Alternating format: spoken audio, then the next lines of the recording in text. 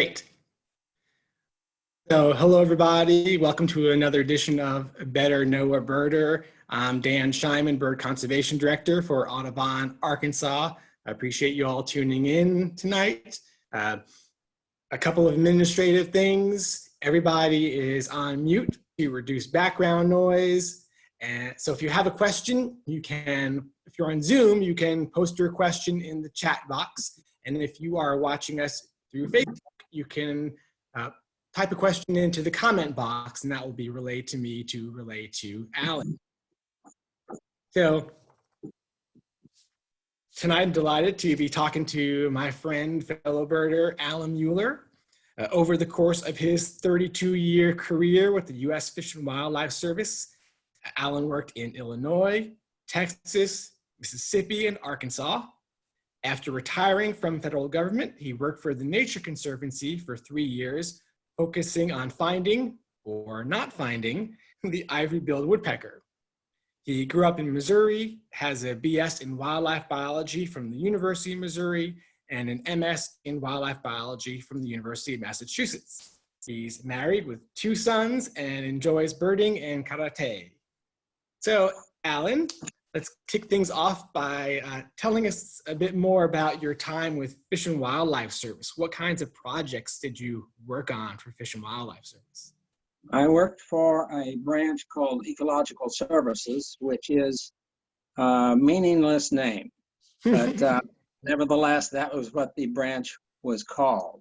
And we worked on the analysis of environmental impact type issues. So if someone has a project that requires a federal environmental impact statement, we would take a look at it and try to direct the project in ways that would benefit fish and wildlife, or at least be least damaging to fish and wildlife. So that's things like Corps of Engineers projects, whether there are navigation projects on rivers or dams or water supply projects, many different things of that nature. Frequently highly visible and highly controversial. We also worked on endangered species in an effort to list endangered species and then to recover endangered species so you could delist them. Those were some of our primary activities. Over the years, of course, 32 years, I started doing one set of things, and at the end I was doing a little different set. When we started, there was endangered species were a really minor part of the job, and when I finished, they were a very big part of the job. What kind of endangered species did you work on? Well, one we worked on here in Arkansas was the yellow-cheeked darter. There's a great many of darters, little tiny fish, that live in mountain streams, fairly cool, fast-flowing, lots of rapids and this like of that. So that was one here in Arkansas in the Little Red River watershed that we're sort of proud of. We headed the effort to get it listed. Unfortunately, it did need listing. So that's one that we worked on. Other things we worked on, least terns, ivory-billed woodpeckers, red-cockaded woodpeckers, just whatever came up. Without getting into a lot of technicalities of the law, but any federal agency that does anything that's going to impact an endangered species had to talk to the Fish and Wildlife Service. And that was our job. They talked to us, and we would evaluate the project and, again, try to get it to do no damage to the endangered species, or if we really were good, we could get it to benefit the endangered species. Again, sometimes highly visible, sometimes highly controversial. Well, yeah, I bet in that kind of position, you can't please everybody, and you've got both sides screaming at you that you're wrong and their side is right, and it's— Yeah, that's absolutely correct. Yeah. And then you get involved with legislators now and then who are interested in protecting the interests of their constituents. So it was interesting, sometimes a little harrowing, but I always felt like I was doing something important and worthwhile. Well, also, without getting too far into the weeds and this kind of thing, what do you think about efforts to protect species to keep them from listing in place of listing them on the endangered species list? I think that's a really good idea, because in order to preserve a species that way, you have to really work with all the parties involved. Anyone who's interested in doing some sort of development or whatever it might be in an endangered species habitat, bring everybody to the table and reach an agreement so that the species will be protected and there'll be no need for the legal formality of listing. Now, that's not always possible, but it's a better way of doing business. And our region, not me, but people in our region really pioneered that effort with red-cockaded woodpeckers. It was already a listed species, but there were a lot of efforts to reach agreements with communities who have endangered red-cockaded woodpeckers in their area of jurisdiction so that they know what kind of conditions are going to be up against when they want to do something. So here's what you can do, here's what you can't do, and here's where it all fits together so you can move forward with what other development you're interested in and not be held up with endangered species issues. So it's a good way to do business. It's difficult, but it's difficult no matter which way you do business. Yeah. So after a long career with Fish and Wildlife Service, you went to work for the Nature Conservancy in Arkansas for 3 years. What made you decide to go work for a TNC rather than just retiring straight away? Well, I like Nature Conservancy. I've been a member for quite a few years and familiar with the people in Arkansas and like those folks. And at that time, the Ivory-billed Woodpecker was a hot issue, of course, and I had been involved with it with the Fish and Wildlife Service. And Nature Conservancy was very much involved with it here in Arkansas. So I saw an opportunity to work for what I thought and still think is a very good, strong conservation organization and do something that was going to be really enjoyable and worthwhile. So for 3 years, my job was to try to find, or as you said, not find, the Ivory-billed Woodpecker. So I got to spend a lot of time in the swamp and work with a lot of good people and enjoyed every minute of it. Never did get to document the woodpecker to anyone's satisfaction, but I firmly believe it's still out there. It's just not very many of them and very difficult to find. That's interesting. Almost every time I give a talk, someone asks me, what's with the ivory-billed woodpecker? It could be about something totally different, but they want to know about the ivory bill. So what do you tell people when they ask if the ivory bill is out there, how come it can't be found? Well, I said we've got 500,000 acres of potentially suitable habitat. That's a big area to cover. And there's not many woodpeckers, well, not many ivory-bills, we know that for sure. And none of this is proven. This is sort of just my theory, that the ivory-bills find a place that they like. Now, how big is a place? Is a place 5 acres or 500 acres? Don't know. What do they like? Well, they want food, probably is very important to them. As far as we know, their ideal feeding habitat is recently dead large trees that are going to have lots of beetle larvae and the like of that in them. The reason it's important that they be recently dead is so the bark is firmly attached, so that their great size and huge bill can take advantage of peeling bark off of trees that nobody else can do, so they get first crack at the insect larvae. So they find an area they like, they stay there until they don't like it anymore. And then they go somewhere else in their 5 or 500 acre plot. If you don't find that plot in the 500,000 acres, you don't find the woodpeckers. So that's a difficult part of trying to document where they are. And even if you do find it, it doesn't mean you're automatically going to get a good documentation of it. Sure, we all know that any given rare bird can be very difficult to photograph. Very frustrating to try and get a good photo of it. Yes. For what it's worth, I'll give you my 2 cents on it. What I typically tell people, and my hypothesis is, it's just a guess, it's possible that the bird that Gene Sparling saw and that Bobby Harrison saw after that, it's possible that could have been the last ivory-billed woodpecker. And that bird died soon after the big search got underway, and that's why we had this great sighting, but then we were unable to follow up and get the proof needed. That's a believable explanation. I don't think that's an accurate one, but I got no proof that way either. Sure. Just my guess, that's all. It would be pretty remarkable that we hadn't seen it for years and years and years, and then we saw the last one. Well, yeah, anyway. So It's pretty remarkable that we hadn't seen it for years and years, and we saw whether it was the last one or not. true that. Well, so now you are fully retired and going birding a lot more often. So when you go birding in Arkansas, what's your favorite place to go birding? Well, right now it's got to be Bell Slough Wildlife Management Area, owned and run by the Arkansas Game and Fish Commission. It's only about a half-hour drive to get there. And I keep trying to find other good places close to home to go birding. And so I branch out every now and then, try a new place, and I still have to keep coming back to Bell Slough because it's the good spot. They've got a waterfowl area that they use in the wintertime, no hunting zone waterfowl sanctuary, that in the spring and summer makes a nice wetland. So we've got some water habitat there. They've got lots of good forest to use and a few nice fields. So overall, it's just a high quality site.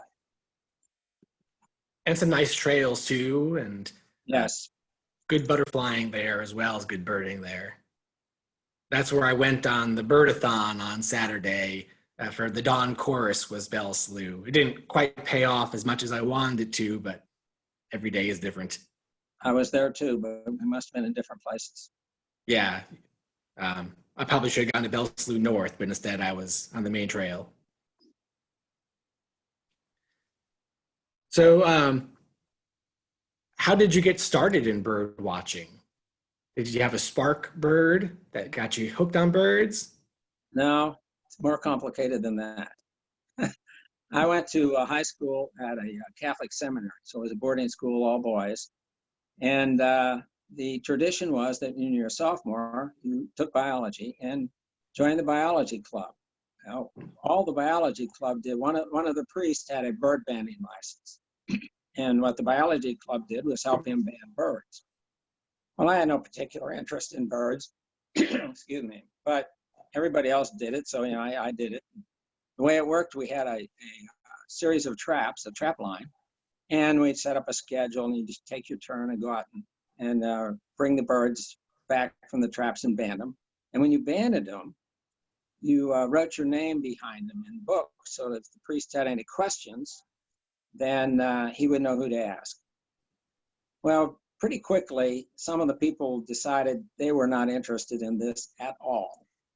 And they didn't want to take their turn checking the traps. So one of my classmates, a guy named Bill, decided he would start taking their turns to go check the traps. And he got quite a few birds with his name on them that way. And I decided that he wasn't going to be the one with the most birds. I was going to be the one with the most birds. No particular interest in birds at that point, just teenage competition. I wanted to be first. So I started taking other people's turns to check traps, and so I could get more birds with my name on it. And then as I started doing more and more of that, actually got interested in the birds. And by the end of the year, it turned out that neither me nor Bill had the most birds. But by then it didn't make any difference. I was interested in just this new fascination of birds and carried on from then. So I was 15 when that happened, and it started entirely out of teenage competition and turned into something entirely different. Wonderful. So how many birds do you have to your name now? AKA, what's your life list up to about? Somewhere around 2,200. Wow. What countries have you been to? Well, we went to Kenya together, which is still got to be one of the best trips.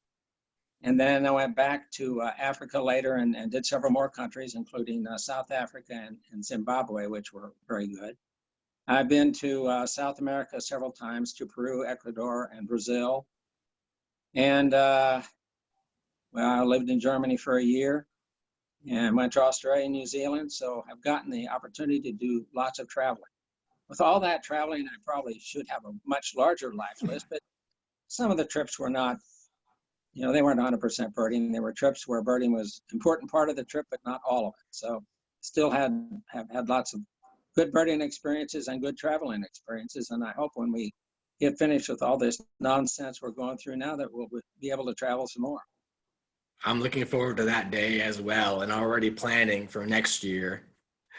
We have reservations to go to Antarctica in January. Oh, wow. We'll see what happens. Don't want to bring COVID to Antarctica. No. I don't want to bring it anywhere. So what would be your top birding destination that you haven't been to yet?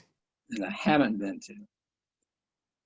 I guess have to be New Guinea. It's warm, so it's tropical, which always means a high level of diversity. And they've got all the birds of paradise, which are really cool birds.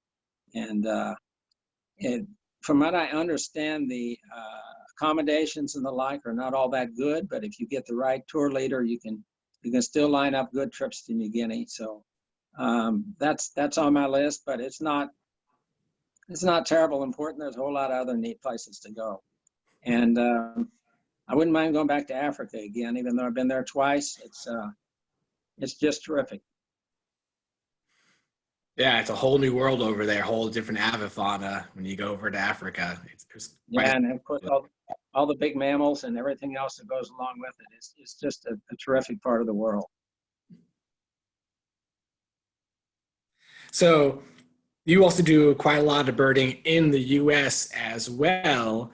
And in fact, you set yourself a goal to see 100 species in every state. So why did you do that? And when did you finally finish your goal? Well,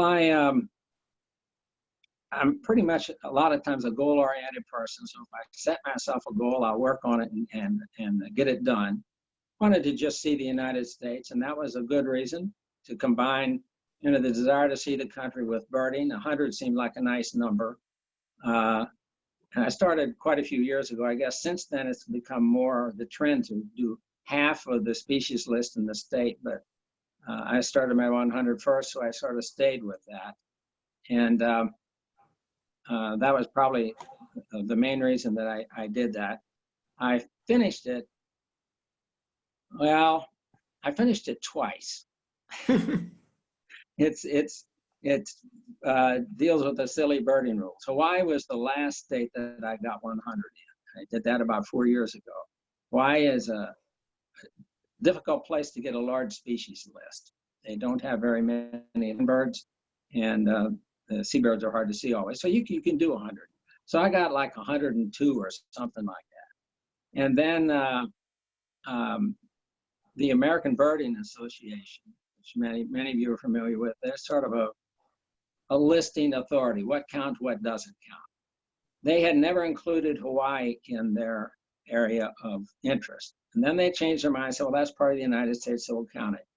And they started a list of countable birds in Hawaii. When they did it, knocked my list down to 98 because they didn't count everything that I had. So it was really tough. I had to go back to Hawaii again last year and finish the list up. Oh, the tragedy of being forced to take a vacation to Hawaii. Yeah, it was hard. What were the last two species that finished it up for you there? You can remember that? Were they exotic species or natives? No, they were not natives. I can't even remember the name of them. That's a goofy names. But yeah, no, they were not natives. Many people familiar with Hawaii probably, but most of the natives are up high in the mountains because the mosquitoes pass on avian pox. Mosquitoes that were imported, like many things in Hawaii, were imported from Mexico. So they can't tolerate the cold on the top of the mountains.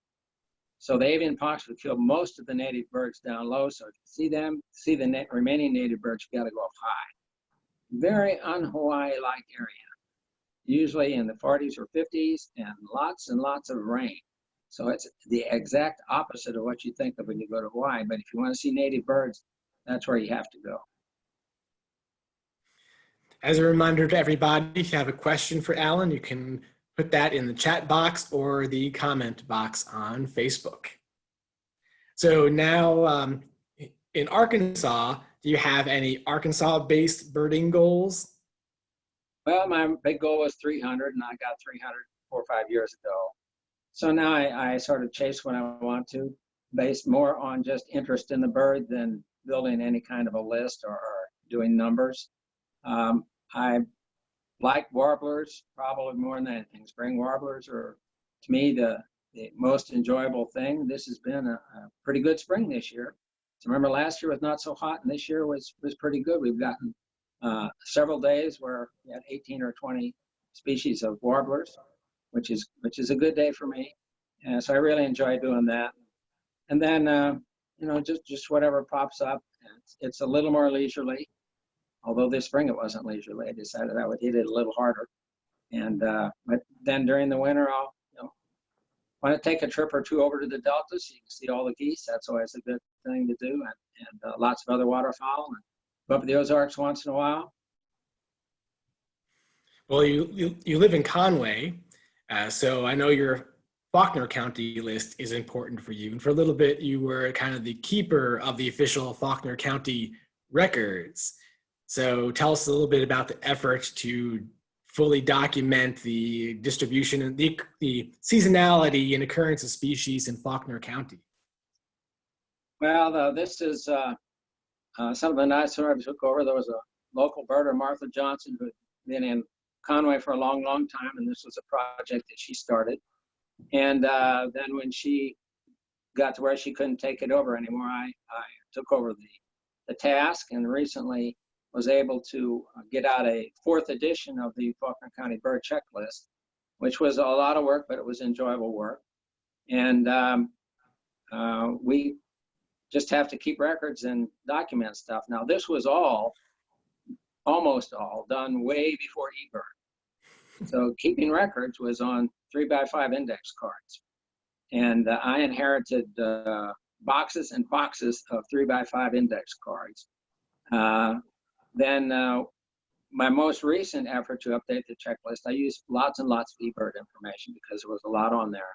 Plus, of course, the RBird listserv, which had a lot of other information that wasn't necessarily on eBird. So it's a matter of searching through all the records and just documenting who's here when. We try to do it week by week. So we've got 52 opportunities, well, 48 opportunities for entries because we do just straight 4 weeks every month. And if we get 48 weeks covered, we got the year complete. So if you see any unusual birds in Faulkner County, let Allan know. Yeah, please do. Let Cody Massery know. Cody is taking over the task for me, but I'm still very much interested in it. I don't know that we'll ever do another version of the checklist because eBird basically serves the purpose of that. If you want to know the distribution of painted buntings in Faulkner County and what their seasonality is, you can look it up on eBird and get a pretty good answer. Won't have as long a record, time of record as the checklist, but it'll be good. So probably hand checklist in your hand is something that's going to fade away slowly. Sure. I still recommend having a copy of the state checklist from Arkansas Audubon Society on you. I've got one in my glove box and one at my desk, and always have one handy because it's a good reference to have. Lots of information on that checklist. It's really I always recommend for everyone interested in Arkansas birds to have a copy of that state checklist because it answers your basic questions like when do hummingbirds arrive and when do the purple martins leave, and all that is there. Did I see a black-headed grosbeak or a rose-breasted grosbeak? The checklist has all that information in a compact format. So they're not dead yet. No, I use them all the time. So Allan, you've seen a lot of birds, you've been a lot of places. What's your favorite bird and why?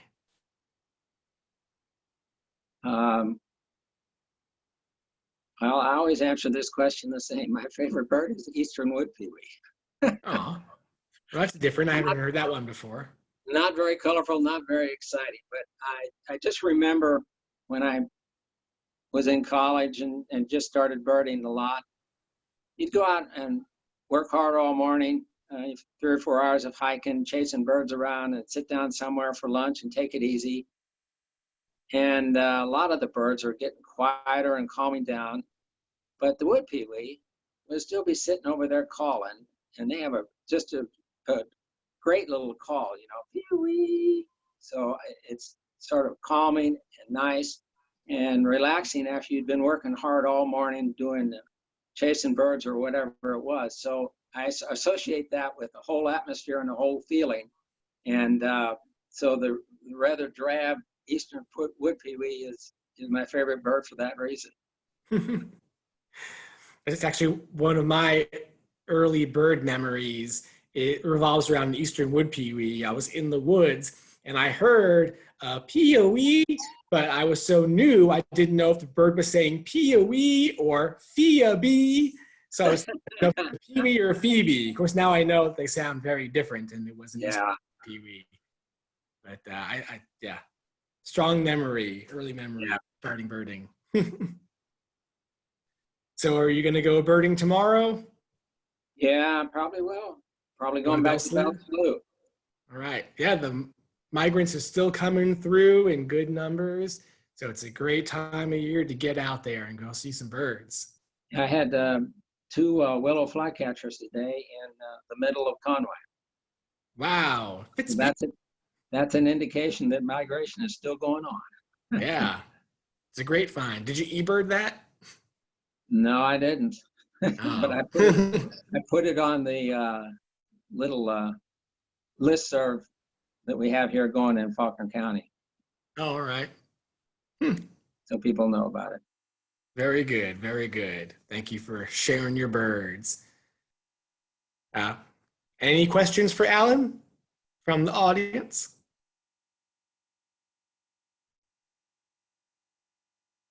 Well, all right. That's fine. So, Allan, thank you so much for sharing your story with us. Let me just make one pitch. Sure, go ahead. And this is preaching to the choir, I know, but obviously conservation of natural resources is important to me since I work in that area with the Fish and Wildlife Service and the Nature Conservancy, and almost every birder will share my opinion that habitat conservation and eliminating pollution and like really important stuff. And I just want to encourage all the birders to involve yourselves in that as much as you can, whether it's donations to good organizations or writing letters or whatever it might be. Please be a good conservationist and a good birder. Thank you.